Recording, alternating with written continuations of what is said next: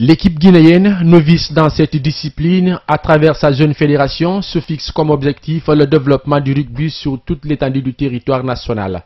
Ce match amical est un bel exemple pour l'institution dirigeante, mais aussi pour les pratiquants de ce sport. L'apprentissage étant toujours difficile, l'équipe de Guinée a vite plié devant les Lions Stars très appliqués dans le match, sur le score de 11 buts contre 0.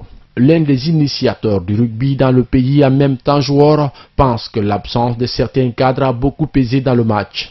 Mais il compte rectifier le tir pour la manche retour. Il y a beaucoup d'absents aussi aujourd'hui, mais ça nous permet quand même d'évaluer notre niveau, de voir les erreurs qu'on a faites et de progresser sur les prochains matchs. Je garantis que le match retour en Sierra Leone sera différent et on aura mûri sur ce match, on aura pris de l'expérience. Pour le président de la Fédération léonaise de rugby, au-delà de cette victoire, lui prône le fair play et l'union sportive entre ces deux pays frères.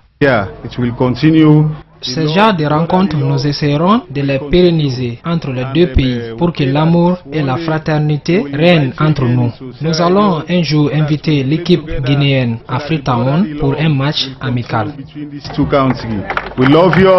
Le ministère des Sports, à travers son secrétaire général, se projette déjà dans le futur pour la dynamisation du rugby dans le pays. C'est une première et je crois que ça va continuer. Et notre mission au niveau du département, c'est d'accompagner et surtout de créer des aires de jeu, des espaces, des infrastructures pour permettre à ces jeunes volontaires guinéens qui s'engagent dans le rugby de démocratiser ce sport et de le mettre à la disposition de la jeunesse guinéenne.